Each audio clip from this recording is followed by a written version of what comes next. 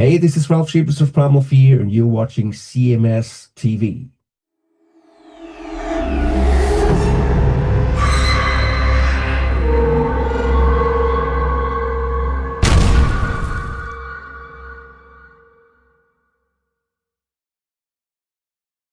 It's KEIF 1047, The Morning Show, and this is Neeley along with my good friend Chris Aiken, entertaining you over this Thanksgiving holiday weekend. How about it, Chris?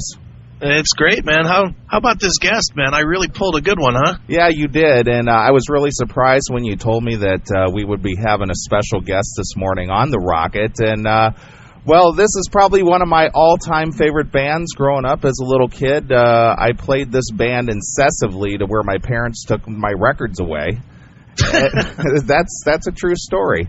And on the phone with us, we have the one of the lead singers and keyboardists and founding members of the great band Chicago, Robert Lamm. Welcome to the KEIF, The Morning Show, Robert. Hey, thank you so much, and happy Thanksgiving to you and everyone listening. Well, Robert, I got to tell you, my partner Chris told me he was lining up a special guest, and he and I have been good friends for a long time, and Chicago was my all-time favorite. It still is first band as a kid. Well, I think we've all had our favorites.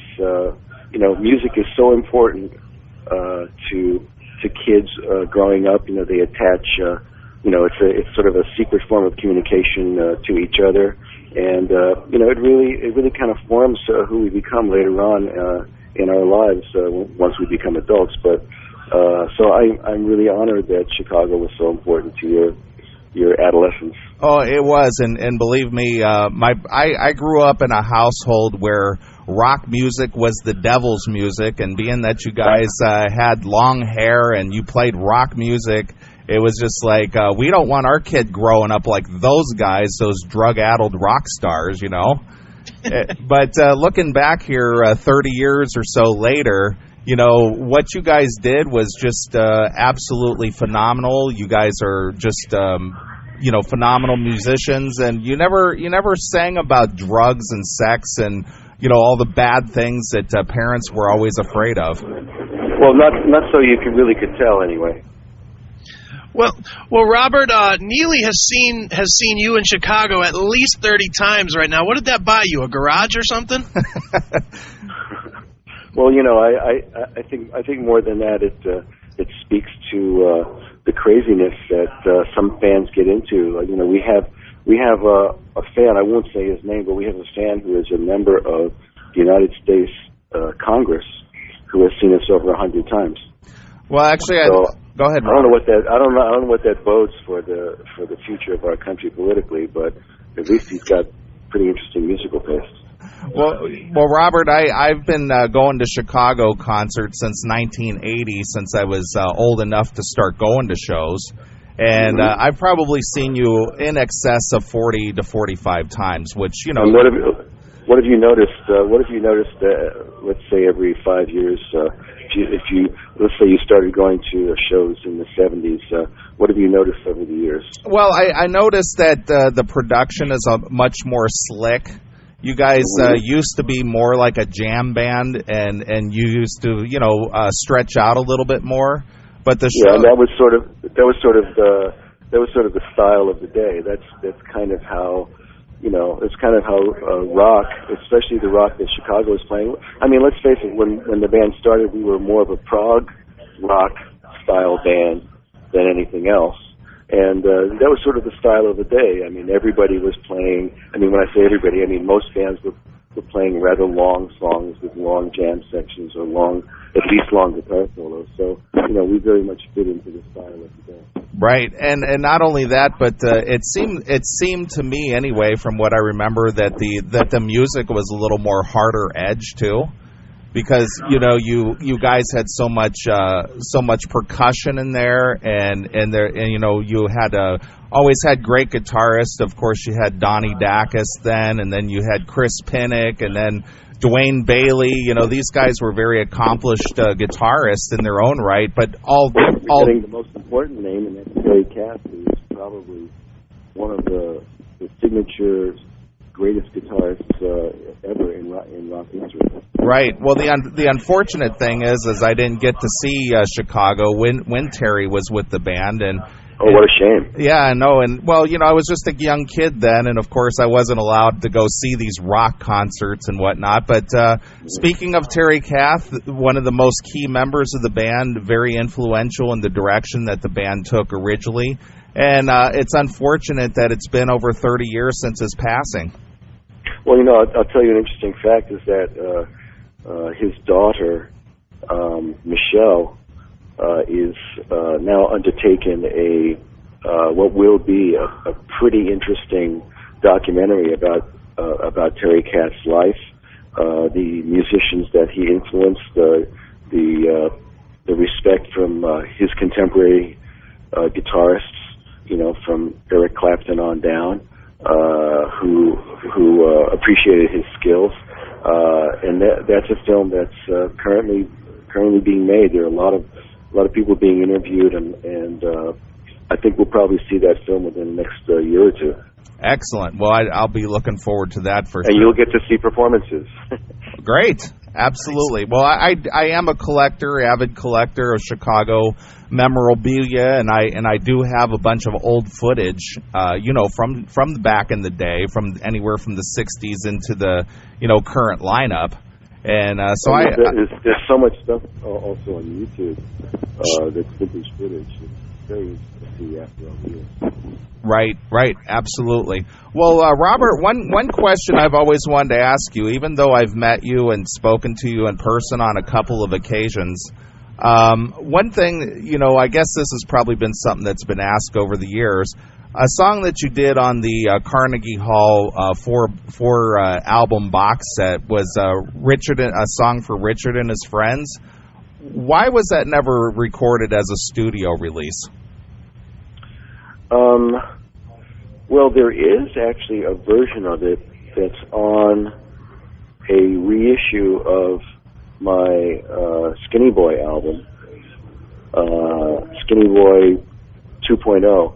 Skinny Boy was my first solo album that I recorded in the 70s at the Caribou Ranch, and about a year ago I reissued it, and I discovered some outtakes of a song for Richard and his friends that I did for that album, because actually I had written it for my solo album, and when the other fellows heard it, seeing as how the political climate that was going on then, and when we did Carnegie Hall, we decided to include it on that live album.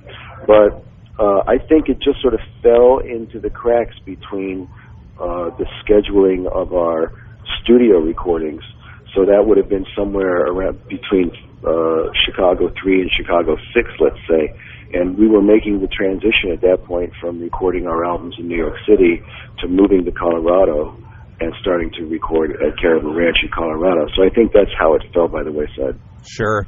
Well, I happen to have two album copies of your Skinny Boy release. One is still sealed, and the other one was one that I just played to death. It just wore the grooves out on it.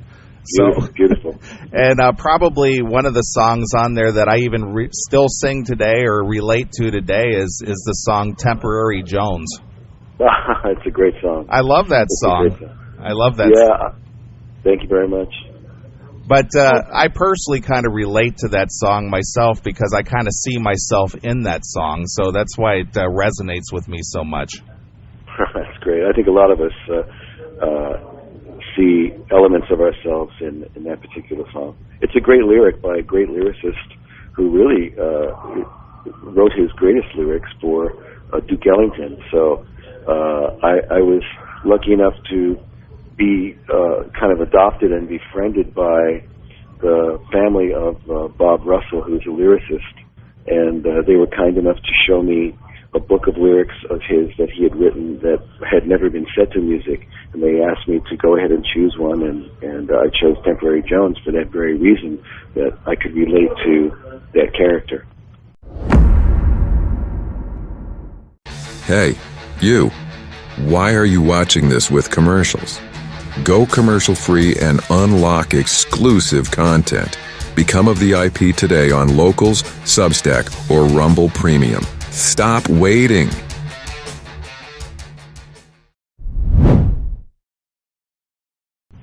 Well, Robert, last year Chicago put out the Stone of Sisyphus release, which really was a treat for fans. I would think that the hardcore fans kind of already had it because a lot of that stuff had been floating around through the bootleg circuit. But what caused you guys to put that record out and then obviously go tour it hard? Well, fortunately, a couple of years ago, we began an association with Rhino Music, and Rhino, as you know, is a record company, unusual record company, in that they're in business really because they love music, and they love, especially they love music that most people haven't had a chance to hear. So the Stone of Sisyphus was released sort of in sequence from all the reissues and remasters that Rhino Music had been doing once we associated ourselves with them several years ago. And they were thrilled to find this unreleased album in the archives, and they really wanted to do a serious release. They wanted to release it as if it were a brand new album that had just been recorded. So it was really through the enthusiasm of Rhino Music that album finally saw the light of day. Well, Robert, I saw you guys back in '93 when you were doing the poll live because you were anticipating the release of that. And then, of course, it never came out. It got shelved. And I thought that was a very aggressive, album for you guys. And it was just unfortunate that, the suits at the time didn't like it. Well, yeah, and it was an album that we had been waiting several years to be able to make. That is an album of more aggressive songs and aggressive approach than some of the albums we had done previously, especially in the late '80s, that were really kind of being directed and mandated by the record companies to do more of the power ballad stuff that we had so much success with on radio. Sure. Well, Robert, your last CD was kind of a mid-tempo, the Chicago CD, that is, was sort of a mid-tempo. There weren't any real quote-unquote rockers on that, even though, like I've told you, I've seen you guys in excess of 40 times live. You guys still do a lot of the really older, harder stuff like Free and, obviously 25 or 6 to 4, and it's obvious that you guys can still pull off the harder edge. Would there be any chance in the near future, if you choose to record another Chicago CD, that you would go with a more harder edge, or is that just not possible for Chicago in the marketplace today? Well, I think that it's a blessing that the marketplace as such has changed so much that it doesn't really matter whether or not there's an album full of ballads, because as you know, radio has changed so much. MTV is all but gone, and so we are talking about going in and doing another studio album probably next year, probably 2009. And I think that it will tend to be closer to what was on Stone of Sisyphus rather than what was on Chicago 30. Right. Chicago 30 was a perfectly nice album, as you say, but not, other than, I think there was one song, 90 Degrees and Freezin', which was fairly aggressive, one of my songs. I tend to write in that direction anyway. But other than that song, everything else was sort of, as you say, sort of mid-tempo and kind of easygoing. But I think that there's a very good chance that the next album will be, somewhat more aggressive, although, the strength of Chicago is that we do all kinds of styles, and the guys in the band who write to kind of express themselves. So we wouldn't necessarily just say we're only going to record harder edge up tempo things, but I think that will definitely be in the mix. Sure. Well, Robert, obviously after 40 years of doing Chicago, and I think you guys have 20 or 30 top 10 hits that have been out there. I mean, just a massive amount of hits. Do you ever hear your own stuff on the air and just be like, "Oh, I kind of didn't like that song"? Well, I to be honest with you, I very rarely notice if our stuff is on the air. But there are very few songs that I'm embarrassed by. I mean, there are one or two that I think I would have done differently. If I had known then what I know now as a musician.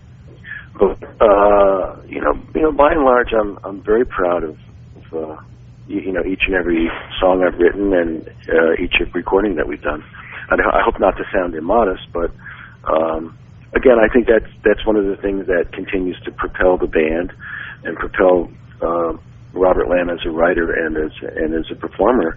Is that there's always that urge to do something better than you've done previously, and that's really what keeps us going. Sure. Well, Robert, you, Lee Loughnane, Jimmy Pankow, and of course Walter Parazater make up the nucleus of the original band. And, I hate to think that Chicago would ever come to an end, because that pretty much is a summer staple for me personally, and I'm sure millions of other fans.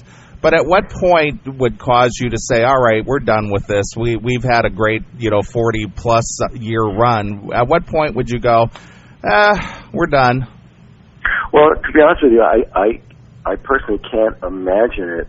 I have no intention of stopping, and I know that the other fellows feel the same way. We've just had an incredible 2008 where we toured in Asia, and we went back to Europe for the first time in 30 years, and it was a triumphant return to Europe. And I know that we're going to be going back again in 2009. So, I just cannot imagine, what would turn to each other and what would make us turn to each other and say, okay, well, that's it. Let's call it a day. There's just nothing I can imagine other than some sort of tragedy. Sure. Well, that's very encouraging to hear that that's not in the near future or in the plans at all. So I look forward to rocking with Chicago for the next 30 years. That would be lovely. Well, real quick, Robert, I know we're coming up on our time here, but you guys, been doing it for 40 years, and have you guys ever questioned why you haven't been nominated to the Rock and Roll Hall of Fame?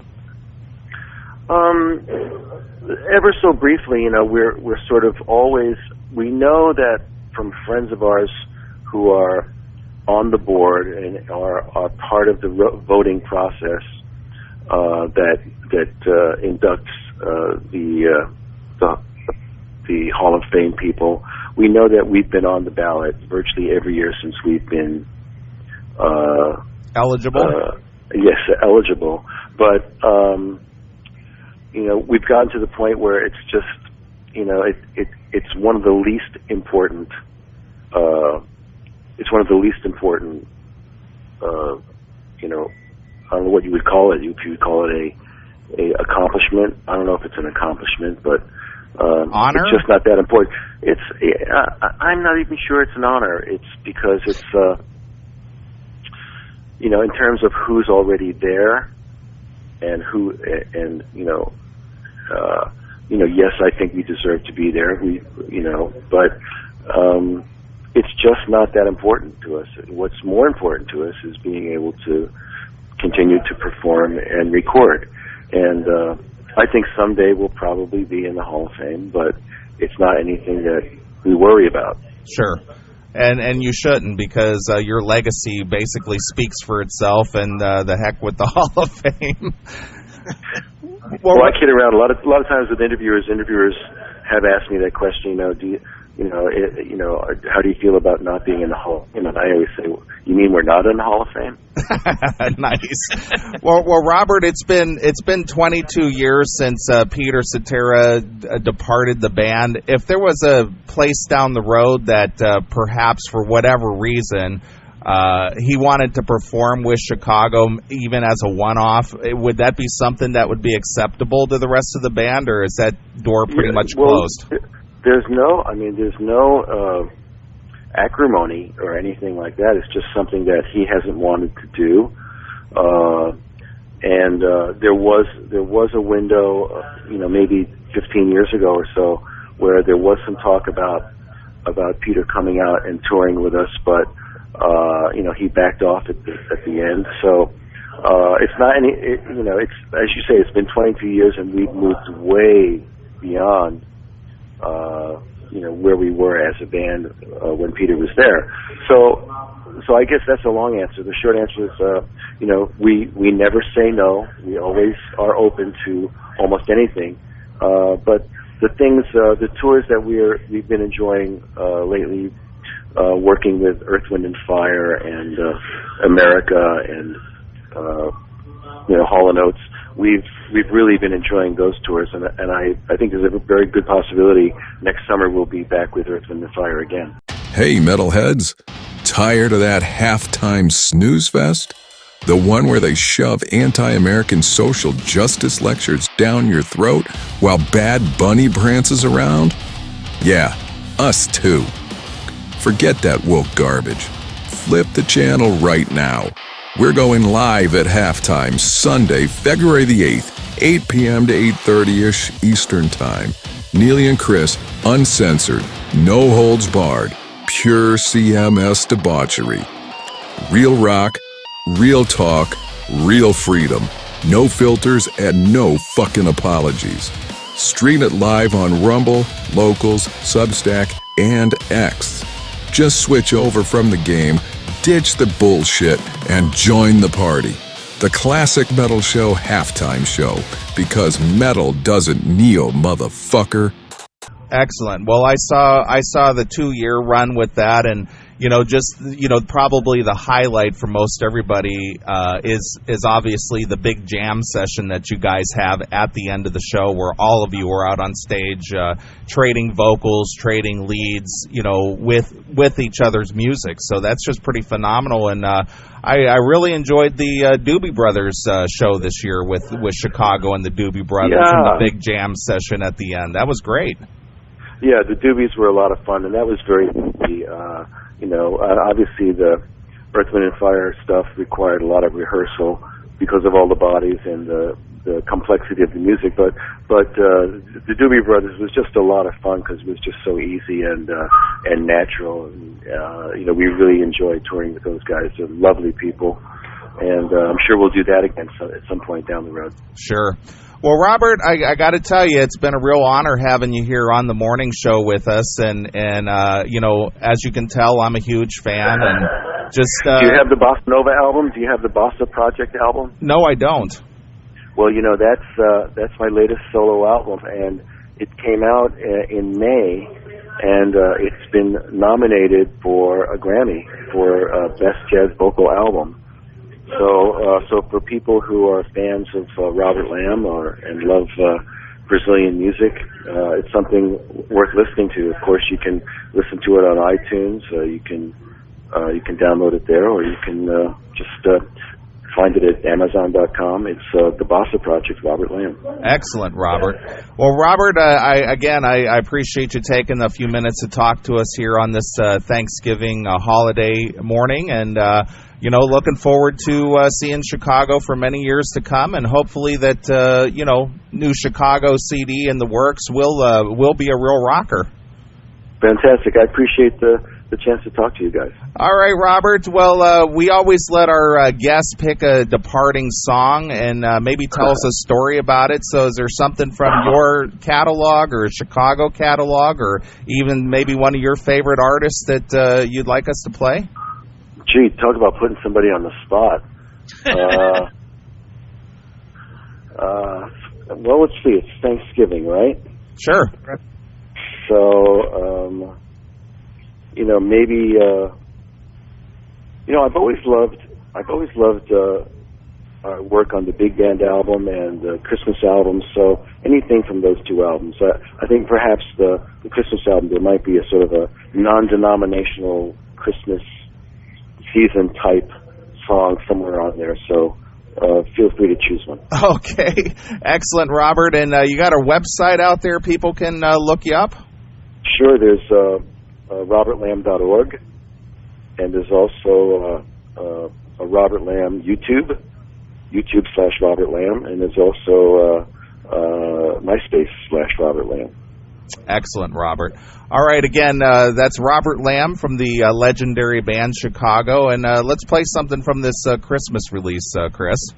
All right, let's go with some some classic Chicago. Right here on KEIF, the Rocket Morning Show.